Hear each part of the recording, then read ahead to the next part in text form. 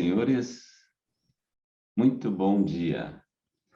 Sejam bem-vindos ao segundo dia do Seminário de Sustentabilidade na Gestão Pública. Hoje teremos o workshop Saúde Mental na Pandemia, Lições Aprendidas e Desafios, realizado inteiramente na plataforma Zoom para maior interação entre os participantes.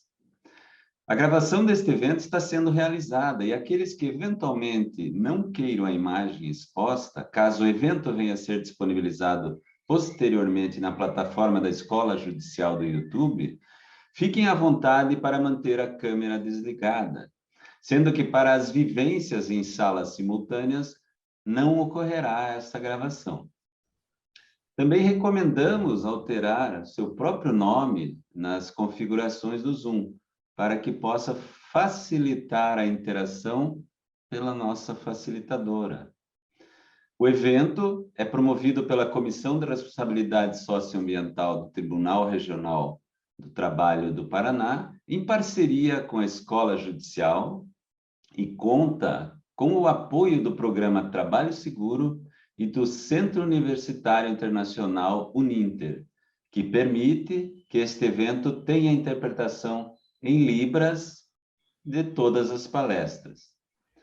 Durante a apresentação desse tema, desse dia do seminário, os participantes podem formular perguntas no chat da sala, as quais serão respondidas ao final, a princípio, pela nossa expositora convidada, Maria Carolina de Castro Leal. Carol é psicóloga e especialista em Gerência de Recursos Humanos, ambas pela Universidade de Tuiuti, e também é especialista em Gestão Empresarial pela Universidade Federal do Paraná, especialista em Dinâmica e Grupos pela Sociedade Brasileira de Dinâmica de Grupo e em Gestão da Responsabilidade Social pela BSD, Business Meets Social Development. Ainda é certificada em investigação apreciativa pela Case Western Reserve University, em desenvolvimento local pela Organização Internacional do Trabalho e em biologia cultural pelo Instituto Matrístico. Possui formação em coaching pela Associação Brasileira de Coaching Empresarial e é professora da disciplina Programas de Sustentabilidade e Responsabilidade Social na Uni Curitiba, no curso de Tecnólogo em Recursos Humanos. Também professora da disciplina Treinamento e Desenvolvimento no curso de pós-graduação em Gestão de Recursos Humanos nas Faculdades Santa Cruz. E é palestrante, já há muito tempo, com todo esse currículo que vimos, dos temas dessa especialidade, tanto no formato presencial como no formato online. E dentro do SESI, atua hoje no Centro de Longevidade e Produtividade, no programa Cuide-se Mais Saúde Mental, na consultoria dos fatores psicossociais, no canal de atendimento SESI, acolhendo e apoiando profissionais da indústria nas questões de saúde mental, programas de mentoria e relacionamento intergeracional. Então, com toda essa possibilidade, esse potencial, eu deixo a palavra agora com a nossa expositora, Maria Carolina de Castro Leal. Então, bom evento para nós. Obrigada, Mário, muito obrigada. Bom dia a todos, Hoje, não sei se todos estão aqui em Curitiba, mas o nosso dia está meio cinzento, por isso mesmo eu escolhi a cor azul, para a gente lembrar, de um céu azul, que é o fundo ali também da Marcele, para trazer esse convite a vocês, O nosso tema, saúde mental, é sempre um tema complexo, que traz muitas possibilidades, mas particularmente eu escolhi caminhar com vocês sobre algumas questões, que a saúde mental tem imposto para nós nesse tempo de pandemia, falar um pouquinho de possibilidades, algumas ferramentas que a gente possa utilizar, e abrir muitas reflexões. Na minha área, ao contrário de muitas outras, na psicologia, nada é 100%, gente, Nada é só aquela única verdade absoluta. Então, eu quero que vocês se sintam muito acolhidos se de repente eu falar alguma coisa e você pensar, puxa, Carol, mas comigo não é assim. Tá tudo bem, né? A gente tem muitas possibilidades. O ser humano, ele é muito rico. E às vezes algo que funciona super bem para mim, pode ser que para uma outra pessoa seja diferente e vice-versa. Então, se sintam acolhidos em tudo que vocês sentirem, né? Quando a gente fala em sentimento, em emoção, em saúde mental, é um universo muito grande.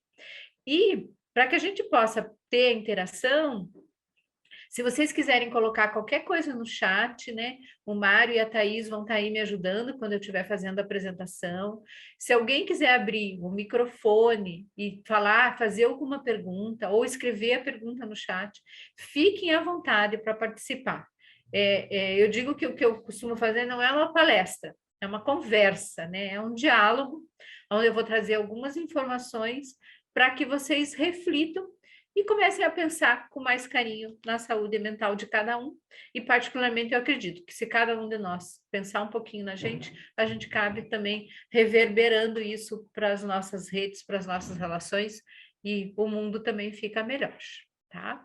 Então, eu vou colocar aqui a minha apresentação. Então, como o Mário falou, eu atuo no SESI, dentro do Centro de Inovação do SESI, nós temos lá o que a gente chama de CIS, e o tema saúde mental, enquanto abordagem que a gente faz perante as indústrias, ele está dentro desse centro.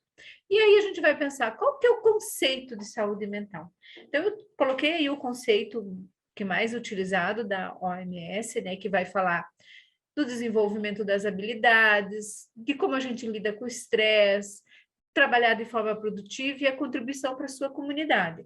Eu sempre que olho para esse conceito, eu fico pensando, será que eu tenho saúde mental? Será que eu estou nessas 4?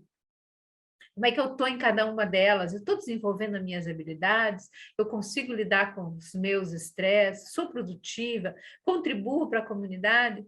E às vezes vem um sentimento, né, de que parece que a saúde mental fica um pouco longe de mim. Por isso eu queria acrescentar de a gente pensar em saúde mental também como uma forma de a gente agir frente aos nossos desafios do dia a dia. Como é que os desafios que têm acontecido na tua vida, especialmente a pandemia trouxe um grande desafio, como que isso muda a minha vida e como que eu harmonizo isso, as minhas ideias e emoções?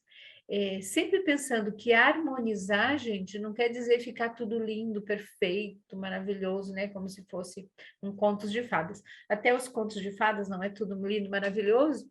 Então, mas como é que eu consigo lidar com essas questões, com essas exigências e me sentir bem? Então, é como eu consigo pensar, sentir e agir, né? Conectando num mundo hoje que está tão frágil, né? Nós temos uma fragilidade muito grande em muitos aspectos, né? Vamos pensar um pouquinho no aspecto financeiro, no aspecto de trabalho, a nossa saúde está frágil, no aspecto político, no mundo, na forma como nós conhecemos as coisas, todas essas questões, elas têm apresentado uma fragilidade muito grande. E ela, por isso mesmo, elas nos têm provocado uma ansiedade maior. Porque a ansiedade, o que que é? A gente querer resolver as coisas que irão acontecer lá no futuro. Mas eu quero resolver elas no aqui e agora. Então, é importante a gente perceber isso, né? Como que está essa minha ansiedade frente a essas fragilidades? Porque hoje em dia nós não temos mais um mundo só de causa e efeito, né? Eu faço isso, produzo isso. O nosso mundo ficou um pouco não linear, porque ele está com muitas incoerências. Então, fazer essa conexão do que eu penso, do que eu sinto, para gerar uma ação, ela é bastante complexa nos dias de hoje. E nem sempre a gente consegue estar tão antenado, né? A gente consegue fazer com que isso seja, como ali fala, né? Tão linear, né? Às vezes ele é uma gangorra mesmo. E isso tudo, gente, eu não sei o quanto, né? Hoje em dia tem muito acesso às informações sobre saúde mental, mas eu queria pontuar com vocês que isso tudo que a gente está falando, de depressão, de ansiedade, de saúde mental, então nesse quadro tem alguns dados, não é nada novo, tá? A gente tem um estudo grande ali da ONU sobre saúde mental e sobre depressão, que data de 2017. Muitas das coisas que nós estamos passando hoje, a gente já sabia. Por exemplo, que uma pessoa em cada 10, gente, no mundo vai sofrer de alguma questão mental. Ó, mais de 80 mil brasileiros estão afastados por depressão. Pode ser até que alguns dados aqui sejam do conhecimento de vocês, pelo que às vezes vocês lidam, né? Mas vejam, a cidade de São Paulo, ela é considerada, né, com a maior incidência de transtornos mentais no mundo. Então, vejo que isso não são dados recentes, tá? Eles datam aí de 2017, 2018, alguns até de 2015, onde a gente já sabia que nós estávamos. E a própria OMS dizia, em 2019, que se nós passássemos por um evento de epidemia, eles nem imaginavam que seria na proporção que foi a pandemia, nós já teríamos muitos problemas. E isso vem contribuir um pouquinho. Eu trouxe uma curva ali para falar da saúde, para vocês verem como as questões de saúde mental foram acompanhando, né, os transtornos psicológicos e transtornos mentais, as curvas do Covid. Então, nós tivemos um primeiro momento com muitas demandas em cima do Covid, depois com questões mais urgentes, lidamos com uma terceira onda, que eram as pessoas deixaram de se cuidar das questões crônicas, mas nós temos esse aumento dessa onda que traz alguns aspectos, que até eu gostaria, se alguém tiver algum feedback para dar isso, quiser colocar no chat, a gente aumentou bastante a nossa sensação de irritação. Não sei se vocês percebem isso. Quando a gente começou a atuar no canal de saúde mental do SESI, as pessoas relatavam muita tristeza, muita dificuldade de lidar com o estresse, mas quase não falavam de irritação. Com o passar do tempo e a pandemia, né, não dando sinais de que a coisa ia terminar, as pessoas começaram a ficar mais irritadas, com mais raiva. Para nós brasileiros, esse é um sentimento que a gente não expressa tanto, embora a gente o sinta. Então, a gente vai sentindo esse adoecimento, esses sintomas todos que vieram com o Covid, e isso, de alguma forma, vai se agravando, né? E vai nos deixando mais preocupados com a questão da saúde mental. Tá? E aí, o que eu queria falar para vocês, para a gente voltar para o nosso mundo do trabalho? Qual que é a primeira reflexão que eu queria que vocês fizessem? Que vocês pensassem em como tudo isso tem afetado a tua relação com as pessoas. E aqui nós estamos especialmente falando do trabalho, mas como isso tem afetado as relações que você tem com os colegas de trabalho, com o dia a dia. E aí podemos até pensar na nossa família, nas nossas relações de amizade. E como que está a tua sensação de pertencer àquele lugar? Uma coisa que o distanciamento provocou e o teletrabalho, isso de relatos de pesquisa, as pessoas ficaram pela distância e pela falta do contato presencial, elas perderam um pouco aquela questão de eu pertenço a esse lugar. Então, por exemplo, eu, Carol, eu pertenço a esse grupo do SESI, né? Vocês aqui, eu pertenço ao grupo aqui do TRT. E isso faz com que a gente tenha alguma repercussão na sua saúde mental. Porque o sentimento de ser reconhecido, gente, ele é muito importante para o ser humano. Então, às vezes, a gente não reconhece, a gente não faz coisas que a gente fazia antes. Antigamente, quando eu, por exemplo, parava e batia um papo, né, com o Mário, falando do filho, ou do meu cachorro, ou alguma coisa, né, durante uma audiência e outra, vamos dizer que fosse assim, isso dá uma sensação de pertencimento e ele compartilhava com ele as percepções dele. Hoje em dia, nós perdemos um pouco disso. E aí, por isso que a gente tem, as nossas relações têm um índice relativamente grande de estarem afetadas, e elas vão precisar se modificar um pouco. E aí eu trago para vocês um conceito que é, quando a gente está à frente de algo na nossa vida, no primeiro momento a gente pensa em combater, lutar ou fugir, né? Seguir, se rir. Isso, né, desde os tempos lá das cavernas, tá, gente? Quando a gente precisava caçar para comer, ou você se lançava, você lutava, ou você fugia. Com o passar do tempo, começou a surgir aí um conceito de resiliência, né? Que é um conceito de você aprender a lidar com essas situações de combate e de fuga, e de alguma forma arranjar novas possibilidades de reação. aqui nada é assim, tipo, quer dizer que combater e lutar é ruim, fugir, nada tem esse conceito de bom, ruim, certo e errado, tá, gente? Às vezes, feito algumas coisas, a gente tem que fugir mesmo, outras a gente tem que lutar. Mas a resiliência, ela vem junto com esses dois comportamentos, e a gente tem que lembrar que nós estamos falando disso num contexto de pandemia, num contexto de muitas coisas que aconteceram, coisas positivas e coisas que a gente percebe como pontos de melhoria, que a gente precisa melhorar. E a resiliência, ela é, então, a nossa capacidade de enfrentar essas adversidades, ser transformado de alguma forma por elas e conseguir superá-las. E isso quer dizer que ao a gente não é só superar a adversidade, mas a gente se sentir feliz com aquilo que a gente optou fazer. Isso é algo complexo. Eu costumo dizer que algumas coisas que eu falo são muito simples de falar, mas extremamente difíceis de colocar em prática, né? Porque a resiliência, né, ela faz parte da nossa evolução como seres humanos. E esse se recuperar, esse se refazer, esse ser transformado, é que é o nosso grande desafio hoje, frente à pandemia. Como que eu quero continuar lidando com tudo isso? A gente, há muito tempo, tinha uma sensação de, vamos sair lá do outro lado, mas a gente sabe que não vai ser um processo que vai ter começo, meio e fim. E aí é que eu começo a trabalhar com vocês num aspecto mais positivo, que é o que eu gosto, a partir desse contexto geral, qual que é a ferramenta? O que a gente tem lá na nossa caixinha de primeiros socorros para lidar com uma situação dessa? O que eu posso acrescentar para vocês como possibilidades para vocês lidarem com o que vocês possam estar sentindo? Então, a gente vai pegar carona aí no conceito da investigação acrescitiva, que ela, o que ela quer dizer? O David Copperhead, que é o criador dessa metodologia, ele diz o seguinte, que no momento em que a gente se conecta com o melhor de nós, que a gente se conecta com as nossas melhores histórias, que a gente começa a olhar um lado mais positivo, nós começamos a conseguir dar os primeiros passos. Nós conseguimos sair de uma situação, às vezes, difícil, negativa, e começamos a caminhar. Lógico, gente, que essa metodologia, ela não quer dizer, eu penso positivo, fica tudo bem. Não. É a gente pensar na gente, né?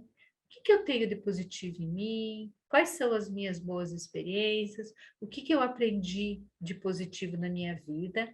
E começar a ter um olhar mais apreciativo e buscar essas coisas em nós. Há quanto tempo será que você não para e não pensa em você por esse olhar mais apreciativo? Há quanto tempo você não enxerga o melhor em você, o melhor no seu trabalho, o melhor no seu colega, o melhor no seu chefe? E desenvolver esse olhar apreciativo e a gente começar a ampliar algumas questões. A gente começar a ver questões, gente, importantes, às vezes no meio de um contexto difícil. Então, quando eu trago aqui para vocês algumas imagens, é para a gente começar a pensar em que momento eu consigo olhar uma experiência difícil e consigo perceber a riqueza dela, né? As crianças têm isso muito fácil, né? As crianças transformam, às vezes, coisas muito adversas em coisas bonitas. E aí, essa criança, ela ainda está aí dentro de você, ela ainda existe em você. Então, em que momento você tem se dedicado a cuidar mais da tua saúde mental, pensando em coisas boas, em coisas positivas, em tirar o melhor dos momentos? E como que a gente pode fazer isso? Como que a gente pode, né? Carol, por onde que a gente começa, né? A tirar essas posições, a trabalhar esse olhar mais apreciativo. Como eu falei, a gente tem que começar pela gente, né? A gente não consegue ver coisas belas no mundo lá fora se a gente não começa a ver pela gente. E aí o meu convite, eu queria muito que vocês participassem agora, ou no chat, ou se alguém quiser abrir o microfone, e me dissesse quais são as características suas positivas que você reconhece. Que qualidades as pessoas já contaram para vocês que são suas? Qual que você poderia citar para que a gente pudesse conversar um pouquinho de boas qualidades. Ali está o top 5, né? Mas pode ser uma só. Qual característica positiva sua? Coloquem ali no chat, podem colocar. O que vocês acham de vocês? Mário, Ana e tantos outros que tem aqui. Qual é uma característica positiva que as pessoas dão de feedback para você a respeito da sua personalidade? Vamos lá, quem coloca alguma coisa no chat? Não sejam tímidos, não deixem o frio vencer vocês. Muita gente, quando eu faço essa pergunta, diz assim para mim, Carol, se você me pedisse os meus defeitos, eu já tinha feito uma lista de 30. Mas não, a ideia é que vocês coloquem as características de vocês positivas. Que qualidades vocês têm? Ó, alguém colocou ali otimista, persistência. O Nelson disse que sou muito divertido. A Ana colocou capacidade de ouvir, paciência. A Adriana, resiliente. Jussara, resiliente. Que legal, gente. Olha quanta coisa. E característica positiva tem uma coisa legal, que a gente começa e daí parece que borbulha. As pessoas me chamam de delicada. Penso que seja uma qualidade. Com certeza, Mônica. A delicadeza, a gentileza é uma grande qualidade. O Mário colocou prestativo. Opa, Douglas, você colocou 4. Adaptabilidade, paciência, bondade, educado. Nossa, muita coisa boa, gente. E eu não sei se vocês sentem, quando a gente começa a falar das coisas positivas, a gente começa a gerar uma energia diferente. É tão legal a gente poder olhar as coisas da gente. Eu aqui me compartilho com vocês. Eu tenho uma coisa que é, Maria Aparecida, honestidade, bondade, educação. Nossa, Maria Aparecida, bondade é uma qualidade tão importante, né? A gente ser bondoso, né? Ter bondade. Muitas vezes a gente é tão só dar tapa na cara, né? Às vezes a gente precisa ser bondoso, ser generoso, né? E quando a gente começa a olhar para a gente, empatia, Rosângela, como é legal. Empatia é a gente ter, em primeiro momento, consciência do outro. Isso é muito rico, Rosângela. Então, vejam como a gente consegue começar a pensar em nós de uma forma que reconheça o que a gente tem. E aí, lembra que eu falei de sentimento de pertencimento? A gente começa a pensar no que a gente pertence na gente também, que coisas boas que me pertencem. E eu acho isso muito rico. Não sei se é porque eu adoro o que eu faço, né, com a psicologia, mas eu acho que quando a gente começa a pensar na gente, ver essas possibilidades, a gente começa a realmente desenvolver um novo olhar para a nossa vida e para as nossas relações. A Rosemary colocou confiança, empatia, saber ouvir, dizer palavras de conforto, muito legal, Rosemary, é muito importante a gente ter essa disposição, né, de ajudar o outro, né, de acolhimento, né, essa coisa do conforto é você acolher, e não já sair dando solução, né, muitas vezes alguém vem falar com a gente já quer dar um monte de solução, às vezes é um olhar, né, hoje em dia a gente tem feito tão pouco, mas às vezes é um abraço, né, e que é muito gostoso de a gente sentir. Legal, gente, agradeço muito a participação de vocês, porque isso vai nos dar prosseguimento para outras questões, que são as perguntas inspiradoras. Um outro jeito da gente também fazer com que as pessoas desenvolvam um olhar apreciativo é fazer alguma pergunta inspiradora. Então, por exemplo, se o teu dia tivesse 28 horas, não é mais 24, você ganhasse 4 horas de presente, o que você faria com essas horas? Por que é legal a gente pensar nisso, gente? Porque a gente sempre reclama da falta de tempo. Mas se você ganhasse mais tempo, você ia fazer o que com isso? Às vezes tem gente que ia fazer, vou dormir mais, vou comer mais, vou estar com as pessoas, né? Vou me cuidar, né? E o que você faria com 4 horas a mais? Aonde você concentraria essas 4 horas?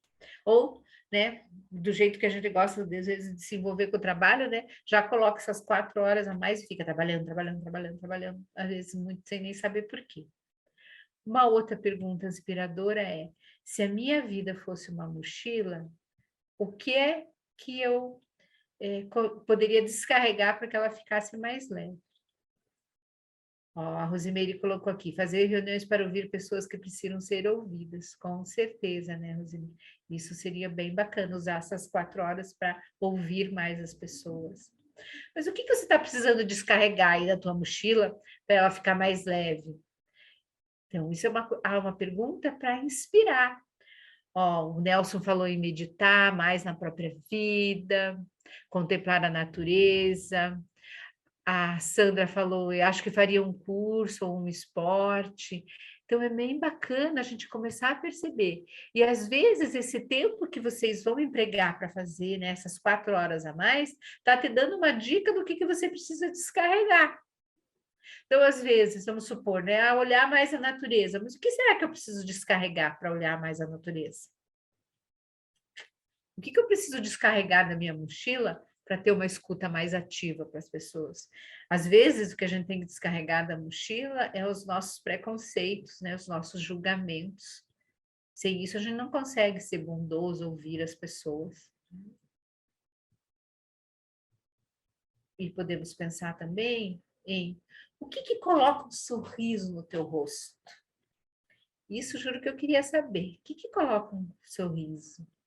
Ai, com certeza, descarregar o celular era uma boa, Ludmila, concordo com você. O que coloca um sorriso? Eu, particularmente, eu tenho uma filhadinha de 6 anos e pensar nela sempre me faz sorrir, gente. Quer dizer, criança, né? Quando você pensa em algumas coisas que criança fala, que criança diz, né? Animal é uma outra coisa, quando eu olho um animal, eu gosto muito de bicho, é uma coisa que me faz sorrir. Mas para você, o que coloca um sorriso no teu rosto quando você pensa em algo? Uma criança sorrindo, com certeza, né, Mário? Nos faz esse convite. Aí vocês podem me perguntar, mas Carol, tua palestra não era de saúde mental? É. Agora, essas coisas, a gente, provocam saúde mental para nós. É verdade, a Mônica falou, sobrinha me faz sorrir. A Ana, às vezes até descarregar a culpa por nos sentirmos não produtivos na medida para que possamos reverter as 4 horas de nosso bem-estar. Com certeza, às vezes tem que jogar fora essa culpa mesmo, Ana, para que a gente possa poder desfrutar das coisas boas da nossa vida.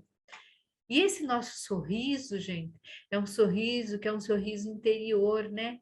É um sorriso que faz que nos deixa feliz.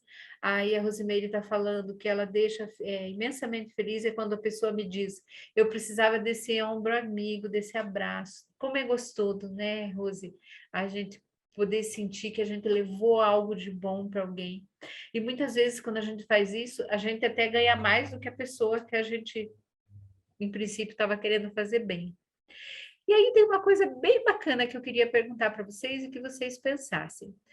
Quando foi a última vez que você recebeu um elogio sincero de alguém? Você consegue lembrar? Qual foi a última vez? Que alguém te deu um elogio bem sincero, bem gostoso. O Nelson também colocou aqui que uma coisa bacana é possibilidade de oportunidade para que alguém cresça. É verdade, Nelson, como é bacana a gente viabilizar isso, né? Um crescimento. Eu acredito que no trabalho de vocês, às vezes, vocês tenham isso, né? Vocês conseguem resolver algumas coisas e aquilo pode levar a um desenvolvimento, um crescimento para a pessoa. Se vocês pensaram no elogio sincero, tipo assim, ai meu Deus, quando foi? Eu não me lembro. Aí agora vem a pergunta do milhão. Quando foi que você fez, a última vez que você fez um elogio sincero para alguém?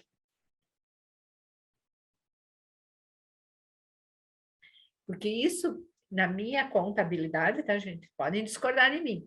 Era uma conta que devia fechar, né? Porque a gente sempre pensa muito nos elogios que não recebemos, mas a gente pensa também nos elogios que não damos. Ó, legal, Sandra fez um elogio ontem. Nelson, ontem para minha esposa. Parabéns, Nelson.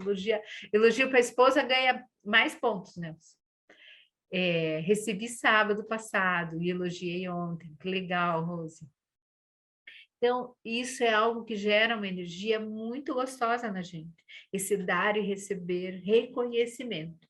Lógico que sempre, né, gente? É um elogio sincero, né? A Ana Maria elogiei ontem. É um elogio, né, que você possa, e recebeu também. Então, é um elogio que você possa realmente levar para pessoas e se sentir elogiado. E uma coisa bem importante em relação ao elogio, reconhecimento, gente, é a gente receber esse elogio. Às vezes alguém diz assim, nossa, Carol, você fica tão bem de azul, e daí a gente, né, ou, essa tua echarpe é tão bonita. Aí tem uma coisa bem clássica, principalmente mulher. É velha, sabe? Faz muito tempo que eu tenho, né? Receba o elogio da pessoa, agradeça. Tipo, puxa, que legal, que bom que você percebeu isso em mim. Bacana, vou usar mais vezes essa echarpe. Sabe? Receba, acolha o elogio. Porque é muito importante, porque senão quando a gente já diz assim, desqualifica o elogio, não é uma coisa legal. Então, quando você sentir isso, acolha o elogio, perceba que realmente você fez diferença para aquela pessoa, ela está percebendo algo em você. Assim como o presente recebido, evitar dizer não precisava, é verdade. Eu não sou dessas, tá, Mário? Eu adoro ganhar presente, e eu, como eu faço em janeiro, as pessoas me dão presente o ano inteiro, e eu digo sempre, ai, que bom, adorei. Não faz bem para nós, nem para quem elogia, com certeza. Então, vejam, essas perguntas inspiradoras aqui, tá, gente? Aqui nós temos só 4. Quando a gente começa a trabalhar com isso, a gente começa a ter mais saúde mental. Então, é um jeito simples de a gente começar a pensar na gente e no outro e gerar uma nova energia que possa realmente estar gerando essa questão da saúde mental no nosso dia a dia. E aí, agora é que vem o momento de vocês compartilharem. O que eu quero que vocês pensem? Eu quero que vocês pensem em uma história, em uma lição aprendida que vocês tiveram na vida de vocês e que você traz até hoje. Algo que você aprendeu com alguém, no trabalho, em casa, com a família, e que é uma lição muito importante para você. Aí você vai lembrar dessa lição, vai lembrar o que você aprendeu com ela e vai pensar se você usa esse aprendizado até hoje ou não. O que nós vamos fazer? Por que eu pedi até para a gente fazer essa questão das salas simultâneas?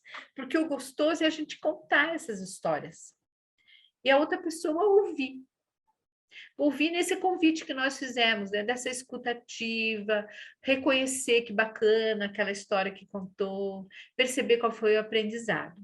Então, o Lucas vai nos ajudar e nós vamos teletransportar vocês vão estar em duplas por 15 minutos e um vai contar para o outro a sua história. Que lição aprendida eu tive durante a minha vida que é positiva para mim, eu trago ela e se eu tenho usado essa lição que eu aprendi. Então, essa troca, tá? É para gerar essa sensação de mais acolhimento, de mais positividade entre vocês. E é uma forma de a gente lidar lá com aquelas questões de saúde mental se agravando, que eu comecei a nossa conversa, né? Aquele monte de estatística, etc. Né? Eu, às vezes, quando eu estou em palestra e começa assim, eu penso, nossa, por que essa mulher está falando? Eu vim aqui para assistir uma palestra, uma coisa, estou ficando ansiosa com todos esses dados. Mas a ideia era vocês verem que a situação é crítica, que a gente precisa lidar, e agora dá para vocês algumas possibilidades. Quando a gente voltar desses 15 minutos, eu vou pedir que vocês compartilhem, algumas pessoas compartilhem comigo como é que foi esse bate-papo, porque eu não vou estar lá com vocês. E como o Mário bem lembrou, esses 15 minutos que vocês estavam conversando não vão ser gravados, tá, gente? Vão ser compartilhados entre vocês, e eu espero que seja bem proveitoso. Podemos, então, partir para as salas? Então, pessoal, eu gostaria que alguém contasse como foi as suas histórias, como foi compartilhar. Se alguém pudesse sentir a vontade de abrir a câmera e poder contar, eu gostaria muito de ouvir vocês. Eu e a Marcele ficamos curiosas para saber o que vocês contaram, como foi a experiência. Quem me ajuda? Eu posso começar, né? Lá no nosso grupo, cada um falou a sua experiência, eu contei a minha, né? Eu tive alguma experiência muito positiva, né? Uma delas é que eu ouvi uma palestra de uma psicóloga cristã na Igreja Batista em Manaus, de onde eu sou. ela falou algo que me marcou muito a minha vida. Ela disse assim, lá para o grupo, né? Olha, quando você repreender teu filho, para cada repreensão, dê a ele depois 50 elogios, né? Eu fiquei pensando nisso, né? Para cada repreensão, 50 elogios. Depois eu entendi que isso realmente ajudou muito na minha filha mais velha, na formação da autoestima dela. Ela tem uma autoestima muito elevada hoje, até estava comentando com um grupo, que ela até tem uma empresa de consultoria atualmente, né? Mas, assim, eu investi muito nessa área de elogiá-la sempre, sempre, sempre, sempre. Tinha um momento de repreensão, quando ela aprontava, né? Era muito sapeca, mas sempre depois da sapequice, uma bronca, e às vezes até umas cintadas, eu sempre elogiava, né? Sempre elogiava, e isso, assim, criou nela uma autoestima muito elevada, né? Ela é muito segura de si, e eu entendo que isso aí, a gente que é pai, né? Mãe, a gente deve estar investindo nisso para que o filho possa crescer confiante, né? Alguém confiante e seguro, né? E feliz também, né? E você traz essa tua vivência para os teus dias hoje? Essa lição aprendida faz parte de você hoje, Nelson? Sim, sim. Inclusive, já sou avô, né? Já sou avô e com meus netos eu também transmito isso, né? Sempre estou elogiando, sempre dando palavra de incentivo, né? Isso tornou um hábito da minha vida, graças a Deus, né? Que bom. Obrigada, Nelson.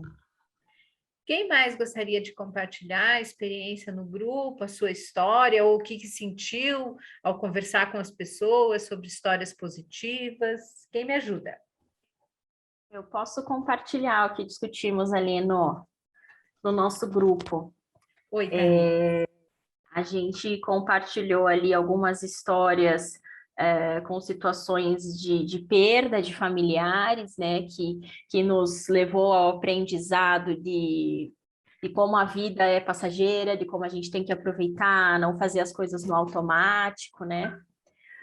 Tivemos histórias referentes à pandemia, do contato social, de aprender a valorizar a nossa rede, né, de apoio, os nossos contatos, ao mesmo tempo, o quanto a pandemia aproximou os que já eram próximos, mas estavam um pouco distantes, né? Então, às vezes, o núcleo familiar ali, marido, esposa, filhos, muitas vezes moravam na mesma casa, mas acabavam não conseguindo ter aquela convivência tão próxima de se curtir, de fato conviver, né? Ficava de novo na questão do automático, e por não ter o contato com os outros, aquele núcleo familiar foi forçado a conviver, e o quanto isso foi positivo, o quanto isso acabou se tornando bom, né, para aquelas pessoas, né? Foi mais ou menos isso. As meninas querem complementar alguma coisa? Não, muito legal, Thaís, né? Trazer essa experiência e esse olhar, né? Que o olhar apreciativo, ele é isso, é eu poder olhar uma situação difícil, elas existem, elas nos machucam, elas fazem a gente ter um sofrimento, mas o que mais eu posso aprender disso, né? Eu acho que isso é bem, bem relevante. Que bom. Obrigada por compartilhar. Mais alguém gostaria de compartilhar a sua experiência, o que aconteceu no seu grupo?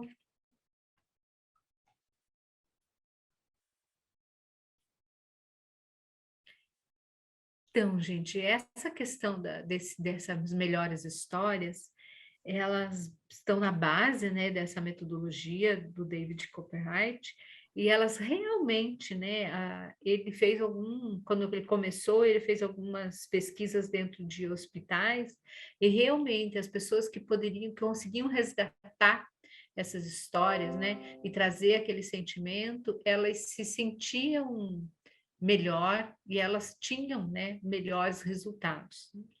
Eu gosto sempre de dizer, não quer dizer que vai resolver, mas ela ajuda, e no momento da pandemia ela ajudou muito as pessoas a acharem novas possibilidades, né? As pessoas, elas, às vezes a gente fica muito presa naquele sentimento, e como a gente promoveu um grande sentimento coletivo, né? De ansiedade, de medo, de distanciamento, a gente precisa também despertar algumas coisas coletivas para que a gente possa continuar, para que a gente possa aprender. Então, isso tem muito a ver com essa questão do resgate, das melhores histórias, porque a hora que a gente troca histórias, a gente vê que as pessoas têm, todos nós temos coisas muito boas na nossa vida, e essa metodologia eu já utilizei para muitos trabalhos com grupos, e ela nos facilita também a chegar num consenso, porque a gente está trocando coisa boa. Então, diante de um problema, um novo formato de a gente poder resolver problemas, porque diante do problema, ao invés de eu me concentrar só nas dificuldades, só naquilo que é ruim, eu vou me olhar aquele problema e vou pensar, o que eu já tive de positivo em relação a isso? E aí eu começo a gerar uma energia mais positiva e começo a achar soluções, possibilidades, e como a metodologia diz, eu posso começar a dar os primeiros passos. Então, eu vou de novo compartilhar com vocês aqui a minha apresentação. Então, olhar essa caixa de ferramenta e conhecer o que me faz bem vai me dar algumas possibilidades. Algumas coisas estão sendo muito faladas, como a questão de respirar, né? A gente começar a fazer contato com a nossa respiração e com a nossa atenção plena. Então, tem uma psiquiatra que ela diz o seguinte, que um dos nossos grandes motivos de estarmos nos sentindo tão cansados é como se a gente tivesse a tecla liga e desliga e a gente está só apertando no liga, só no on. A gente está o tempo todo ligado. Então, esse ato de respirar faz nos conectar com o momento presente. Então, muitas pessoas gostam de meditação. Meditação é uma coisa que está muito, aumentou muito as pessoas que meditam na época da pandemia. Mas, independente disso, ela faz com que a gente se conecte com o momento presente. Então, por exemplo, no momento que vocês estiveram nas salas conversando sobre as histórias de vocês estavam bem conectados com o momento presente. Agora, às vezes, nesse momento aqui, aí já foge um pouco a nossa atenção. Então, tem algumas coisas que nos favorecem ficar no momento presente. E respirar é uma delas. Aquele momento, experimente, aquele momento que você está irritado, que você está cansado, não sei o quê, experimente você sentar em algum lugar e fazer assim umas 3 respirações, bem longas, bem profundas. Vocês vão ver que isso te traz a atenção para o momento e melhora a tua qualidade de resposta para aquele momento. Movimento é uma coisa bem importante de estar nessa caixinha de vocês, tá, gente? E eu coloco estar em movimento, eu não falo de atividade física. O que vai fazer você se colocar em movimento, você vai escolher. Tem pessoas que odeiam atividade física, tipo academia, correr, enfim. Então, mas o que pode te colocar em movimento para você sair dessa questão tão parada? O exercício físico é uma das coisas mais cientificamente comprovadas, gente, que ajudam na questão da saúde mental. Eles ajudam em muitas coisas, mas na questão da saúde mental, ele é bem importante e bem estratégico. Vale a pena você olhar com carinho se você está se sentindo muito sedentário, por onde você pode começar. E sempre, gente, tudo que a gente começa a fazer, que é muito difícil, tem que começar pequeno. Se você faz uma meta, vou sair correndo aqui 5 quilômetros, no primeiro dia você já desiste. Então, faça metas possíveis. E com essas questões, a gente se conectar mais com o estar vivo. Quando eu trago fé aqui, gente, não tem conotação religiosa, tá? Cada um de nós tem os seus princípios, mas eu digo acreditar em alguma coisa. E no que você tem fé, no que você acredita. Isso é algo importante de estar na nossa caixinha. Termos uma rede afetiva. Então, por exemplo, teve um grupinho ali de 4 pessoas. Faltou uma, vamos nos reunir para ouvir a história dela também, para fechar, que a gente não conseguiu fechar. Esse movimento é trabalhar na rede afetiva. É buscar essa nossa rede, tanto na família quanto no nosso trabalho. Qual que é a minha rede? Quem que eu posso contar? Para quem que eu posso pedir ajuda? E trabalhar também com a sensação de aprendizado. Em algum momento alguém falou aqui que seria importante buscar fazer um curso, fazer um esporte, enfim. Termos essa sensação de que estamos aprendendo algo, ela também é muito positiva. Então, se coloca para aprender algo diferente, algo que você nunca aprendeu, ou algo que você quis aprender lá no tempo da tua vida e você por algum momento abriu mão. O que pode ser? E aqui eu deixei umas caixinhas azuis em branco, para que vocês também coloquem o que eu posso, o que eu conheço que me faz bem. Porque é muito importante, por que eu coloco esse tema do que eu conheço? É muito importante o autoconhecimento, gente. A gente precisa trabalhar. E o que me faz bem? Com o que eu me conecto que me traz qualidade de vida, que me traz saúde mental. E aí, muitas vezes, a gente pode ter alguns sinais de alerta. E eu acho importante falar sobre isso, porque saúde mental, gente, é algo que quanto antes a gente começar a tratar, a cuidar, melhor. Às vezes, até conversava um pouquinho com a doutora Ana antes de começar. Às vezes a gente vai empurrando, vai empurrando, vai empurrando, e aí vai tratar, às vezes, uma depressão ou outro transtorno mental, quando ele já está muito complicado, quando ele já está muito instalado. Então, a gente tem sinais de alerta. E aí, aqui eu vou colocar alguns sinais de alerta e quais são as perguntas para a gente começar a lidar com eles.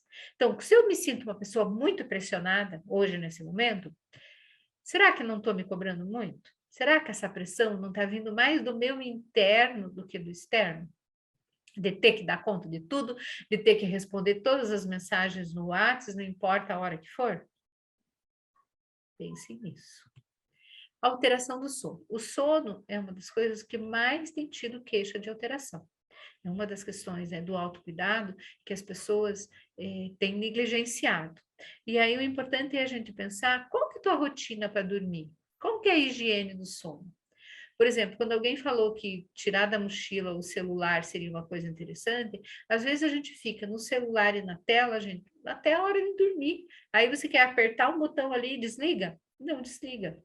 Tem uma série de fatores dessa tela, dessa luz azulada que que insere, que fazem pelos nossos olhos, elas inserem na nossa mente e a gente não consegue desligar.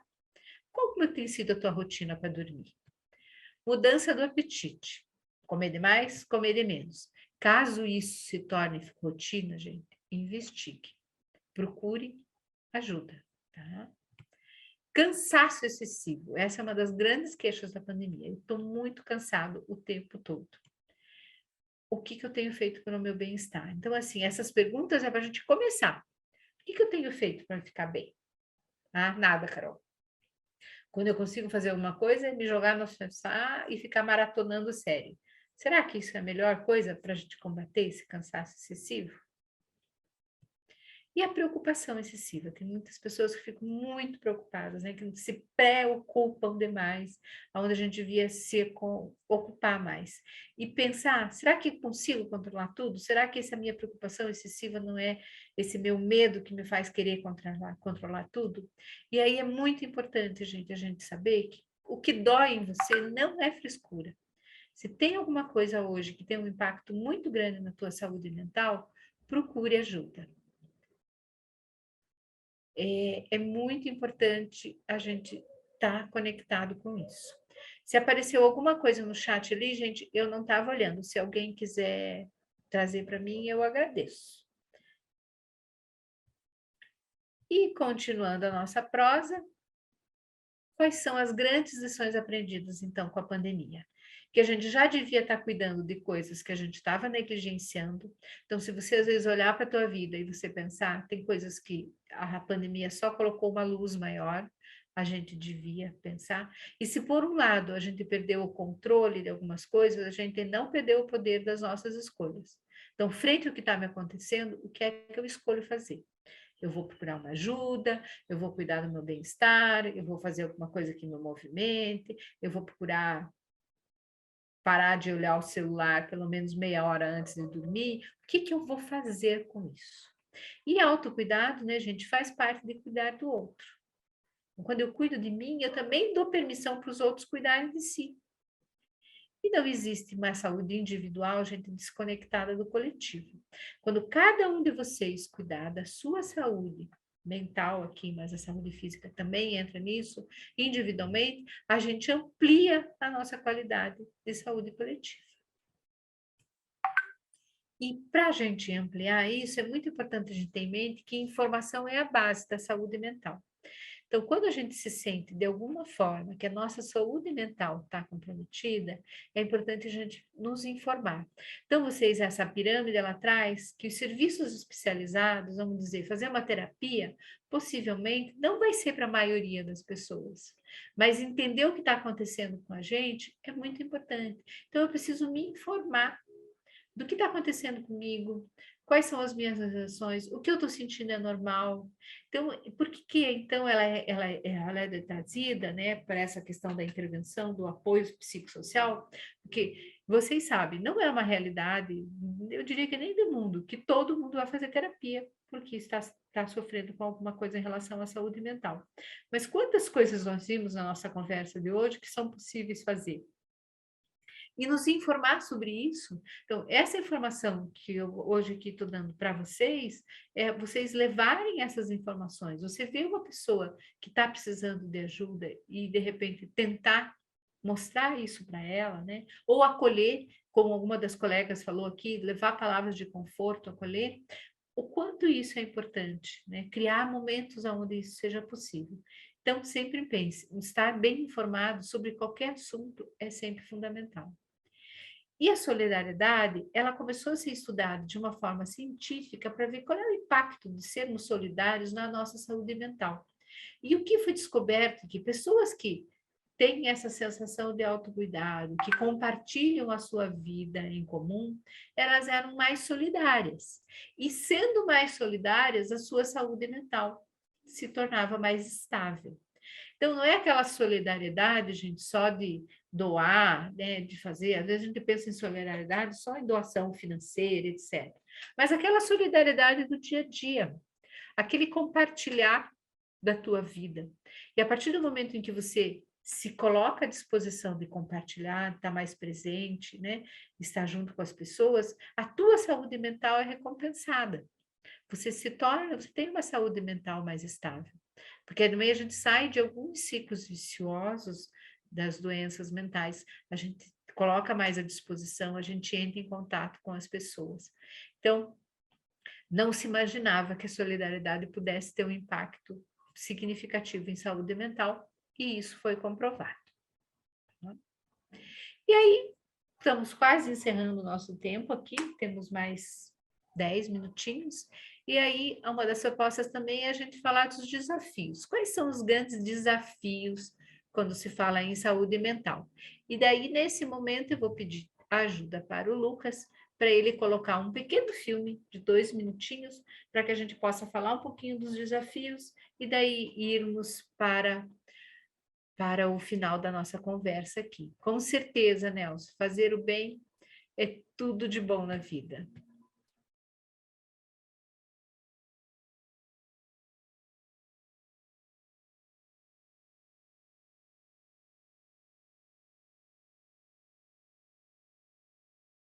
O que podemos, então, olhando tudo que eu comentei, olhando a ideia, né, do filme, o que vocês acham que é o nosso grande desafio para cuidarmos da saúde mental?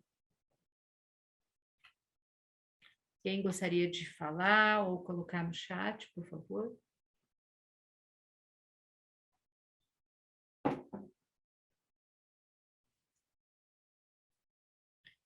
Ficaram tão quietinhos. Empatia. Legal, Adriane. Sempre lembrando. Oi, quem queria falar? Desacelerar, eu acho que é uma coisa boa, né? Esse tempo de tanta pressa, desacelerar algo positivo, né? Sim.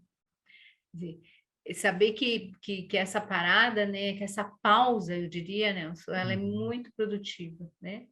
Então, fazer pausas naquilo que a gente fazemos, por exemplo, quando vocês terminarem essa nossa conversa aqui, você ir fazer uma coisa bem gostosa, é um cafezinho com pão de queijo, sei lá, meu filho está em casa, vou lá conversar um pouco com ele, fazer alguma coisa, fazer uma pausa, né? Não pegar já no automático e sair respondendo os e-mails e olhar no celular, dizer, a gente começar, o desacelerar, eu sempre gosto de falar que é fazer pausas, né? Para que a gente possa se reconectar com a gente.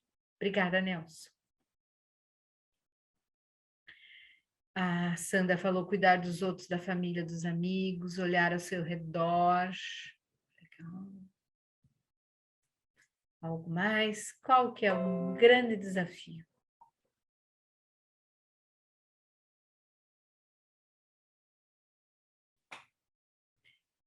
Particularmente para mim, gente, o grande desafio de todos os dias é começar a fazer. seja uma coisa pequenininha, uma coisa grande. Não importa. Eu até acho que as coisas pequenas têm muito valor. Quando eu falei de solidariedade, às vezes algo pequeno que você faça em ouvir alguém é tão precioso como uma grande contribuição. Verdade, é difícil o começo, é bem isso, Sandra. A gente adia muitas coisas. Eu, particularmente, acho que a gente adia porque a gente quer metas muito altas.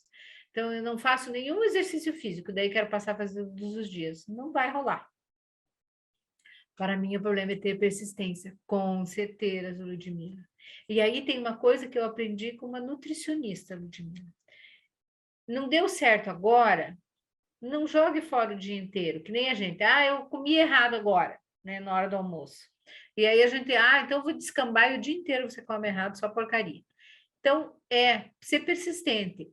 Autoconhecimento como foco nos valores e compartilhar valores com os outros. Com certeza, nós temos aí um trabalho de contaminar as pessoas dessa energia do bem muito grande a ser feito.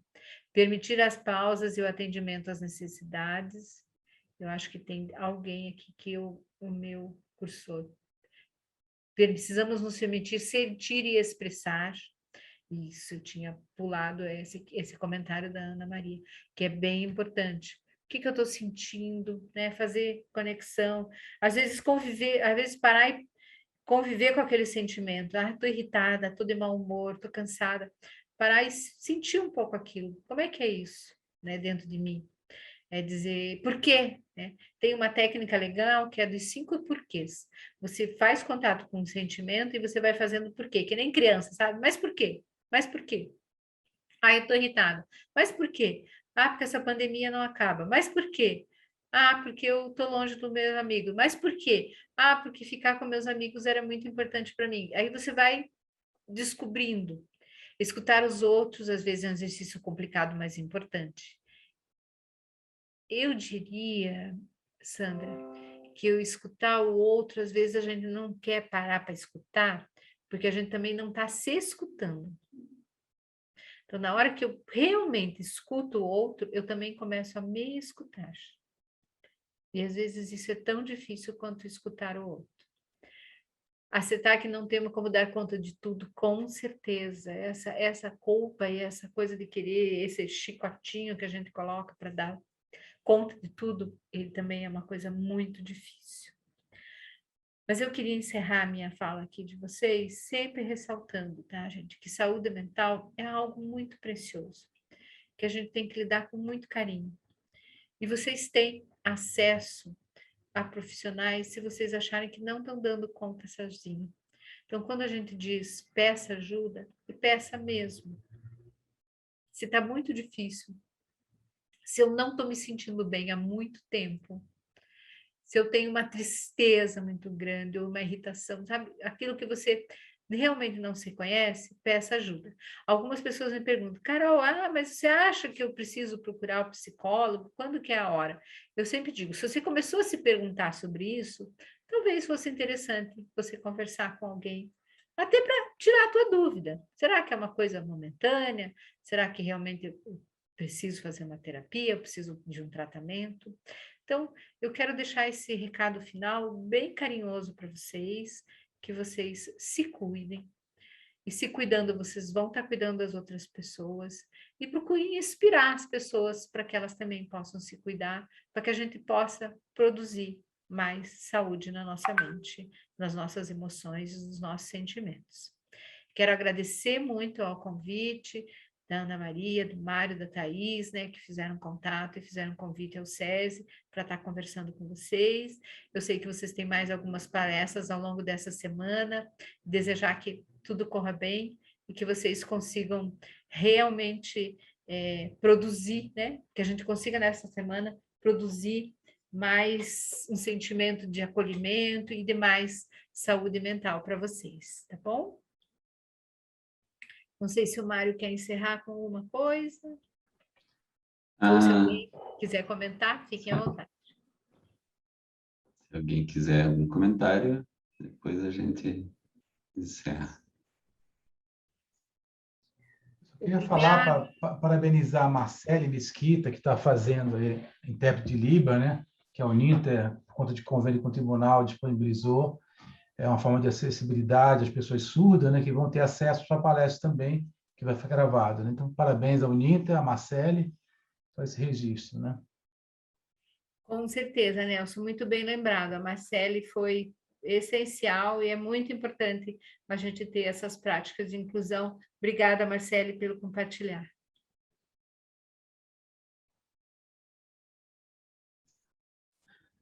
Bom, então, dentro do nosso horário regulamentar acordado, isso também é importante, né? A gente agradece a Carol pela apresentação desse tema tão especial, né? E que permite que a gente tenha essa pausa que todos até mencionaram, foi uma pausa muito importante, né? E aí, em nome da Comissão de Responsabilidade Socioambiental do Tribunal, renovamos e reiteramos o agradecimento, né, de todos pela participação nesse evento, em especial ao Centro Universitário Uninter e à intérprete de Libra Marcele, né, que permitiu que essa acessibilidade a todo esse conteúdo possa estar mais acessível a todos. Então, um bom dia e desejo que a semana continue bem inspiradora e profícua. Até logo. Ok, obrigada, Mário. Obrigada por vocês todos. Obrigada, pessoal. Um excelente dia para vocês.